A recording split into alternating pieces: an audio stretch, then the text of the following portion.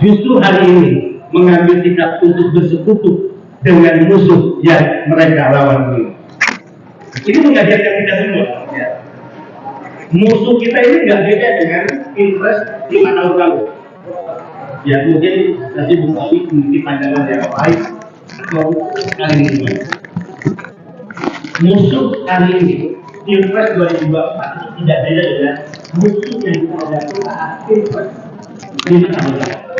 Ada musuh ideologi, ya, ada musuh sejarah.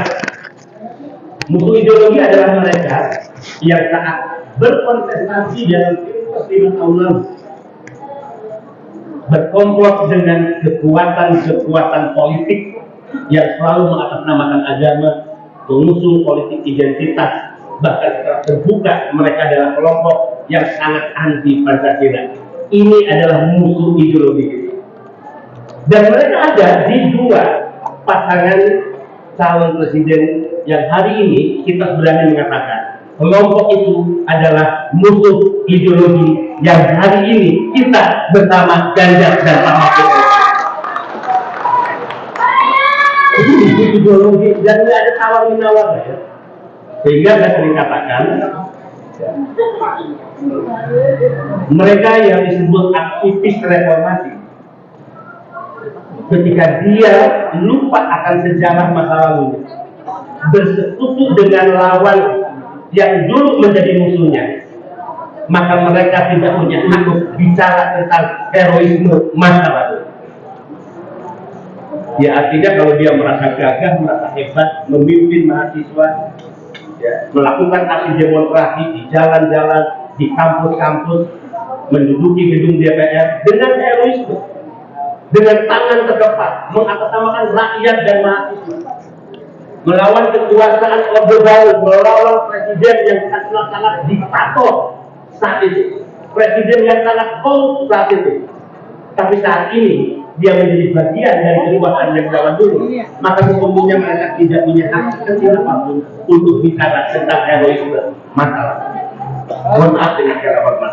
Jadi yang punya hak bicara tentang masa lalu, tentang heroisme, tentang perlawanan kita terhadap rezim yang sangat otoriter dan totalitarian itu adalah kita hari ini yang memilih bersama Ganjar dan Mahfud MD. Jadi berbangga Bapak Ibu sekalian, berbangga kita masih bisa bicara dengan anak-anak kita, dengan cucu-cucu kita atas apa yang kita perjuangkan dulu. Dan mereka yang bersekongkol, bersekutu dengan musuh yang kita lawan lalu, mereka tidak memiliki kebanggaan untuk bicara di depan anaknya, di depan cucunya tentang heroisme yang mereka perjuangkan di tahun 1980. Peristiwa politik yang sangat menarik hari ini adalah dua pasangan capres sudah mendaftar secara resmi, ya. Tapi satu capres masih memiliki kebingungan, ya, siapa yang akan menjadi pasangannya. Nah nanti ditanya ya teman Abi, kira-kira per malam ini siapa ya? Walaupun tentu dialektika ya, ini cukup meramaikan media sosial, diskusi-diskusi di warung-warung kopi, jadi obrolan-obrolan kecil di ruang-ruang besar dan seterusnya. Pasti akan ada kejutan. Nah kejutannya apa nanti Mas Abi yang paling lebih tahu. Nah Bapak Ibu sekalian, saudara-saudara, pemilu 2024 pilihan pada Ganjar Mahfud ini bukan sekedar pilihan, tapi ini pertaruhan. Ada pertaruhan ideologi yang harus kita jaga dan kita tahu persis kita sedang berhadapan dengan dia. Ada pertaruhan sejarah yang kita tahu persis kita sedang berhadapan dengan dia. Yang paling menarik adalah ketika Pak Ganjar di hadapan media didampingi Pak Mahfud MD menyampaikan, ini bukan tentang Ganjar, ini bukan tentang Mahfud MD, tapi ini tentang Indonesia Raya yang harus kita selamatkan bersama. Satu tangannya ke Pak Ganjar, sudah mengutip itu ya. Sangat menarik ya.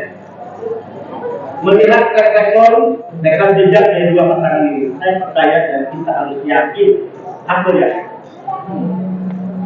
dua orang yang diberikan mandat untuk maju sebagai presiden dan wakil ini tidak memiliki catatan hitam kejahatan masa lalu. Kalau tentang Prabowo ya banyak catatannya. Banyak. Tentang Anies Baswedan ya banyak catatan. Ya. Tidak memiliki kejahatan dalam ekonomi. Pernahkah kedua tokoh ini terlibat dalam kasus korupsi? Tidak ada. Tidak memiliki kejahatan terhadap ideologi yang merobek nasionalisme, yang melukai rasa kebangsaan kita, yang melukai merah putih bendera kebangsaan kita. Tidak ada. Dari 3 calon presiden, hanya Ganjar yang berani mengatakan bahwa saya akan menjadi lawan mereka yang memusuhi ideologi Pancasila, dan 2 calon presiden tidak pernah berani mengatakan itu secara terbuka. Hanya Ganjar yang berani mengatakan tidak akan pernah setuju dengan adanya HTI dan FPI, tapi Prabowo dan Anies Baswedan tidak akan pernah berani hingga hari ini untuk menyatakan berani mengumpuli HTI atau FPI yang menuntut ideologi negara. Mereka juga tercatat sebagai orang-orang yang memiliki konsistensi dan komitmen yang sangat kuat kepada bangsa ini. Kita lihat bagaimana rekam jejak Pak Ganjar sejak berada di parlemen, produk legislasi yang dilahirkan, dan bagaimana ketika beliau memimpin Jawa Tengah. Demikian juga dengan wapresnya Pak Mahfud MD. Bisa dibayangkan, ini wapres paripurna, ya, wapres paripurna. Pernah menjadi Menhan, sekarang Menko Polhukam. Artinya pada jabatan posisi politik strategis di eksekutif. Beliau juga pernah menjadi ketua MK, top position di yudikatif, dan beliau juga pernah di DPR.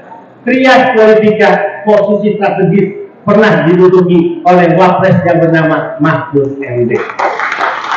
Pasangan paripurna keren banget yang tidak memiliki rekam jejak kotor, catatan hitam atas masa lalunya, berbagai kejahatan dari berbagai perspektif selama memegang kekuasaan dan mandat. Jadi kalau ditanya kepada Pak Ganjar, apa yang akan dilakukan? Apa yang Anda impikan? Apa yang akan Anda harapkan?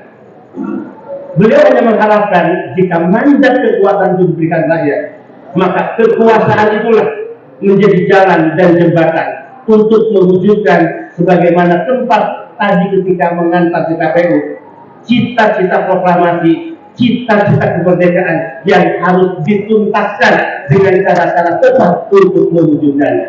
Itu aja menjadi mimpi besar Pak Ganjar selalu bisa tentang big picture Indonesia, bukan seperti calon yang lainnya. Saya harus berkuasa. Karena 20 tahun saya tidak berkuasa, saya tidak bisa menjadi. Kalau saya tidak berkuasa, 20 tahun saya tidak bisa mendapatkan kredit untuk bisnis saya.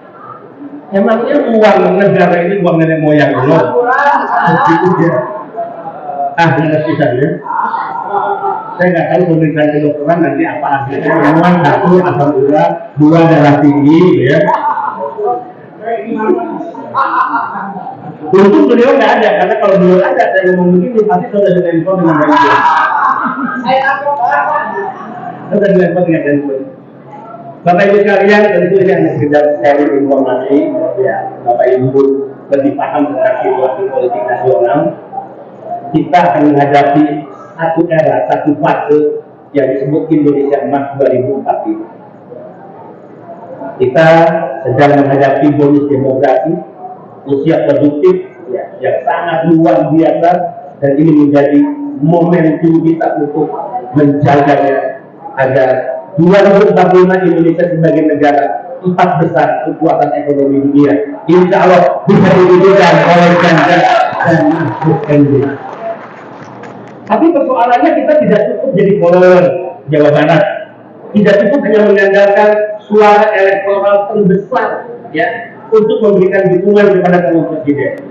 Saya lebih bermimpi sebetulnya ada sebuah manifesto rakyat Jawa Barat yang ingin diberikan sebagai mandat rakyat Jawa Barat kepada Presiden Ganjar Pranowo dan Wakil Presiden Mahfud MD. Apa yang akan diberikan untuk masa depan Jawa Barat itu sendiri. Pasti ini belum dirumuskan. Yuk ajak orang-orang tua kita, sesepuh-sesepuh kita, orang-orang hebat di Jawa Barat, seperti misalnya Pak Sohim Dete, ya. Ajak bicara, yuk kita rumuskan sebuah manifesto apa yang akan dilakukan untuk Jawa Barat, provinsi yang kita cintai. Mungkin itu saja dari saya. Mudah-mudahan setelah pendaftaran tadi dan akan dinyatakan lengkap semua dokumen persyaratan yang bersifat administratif, TPN sudah terbentuk di pusat, TPD di daerah sudah terbentuk, kemudian juga tim pemenangan cabang kabupaten kota sudah dibentuk, tinggal kita melakukan kerja-kerja politik secara real dan konkret. Ya.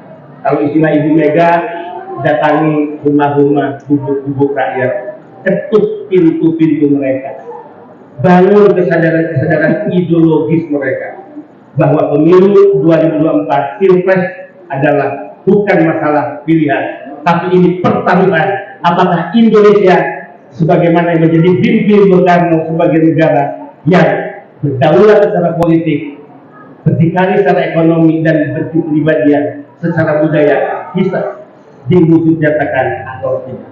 Ini pertaruhan. Tapi tentu menjelang berakhirnya kepemimpinan Presiden Jokowi, kita juga tidak boleh menafikan untuk menyampaikan syukur, terima kasih. Tadi saya dialog di Metro TV, ya.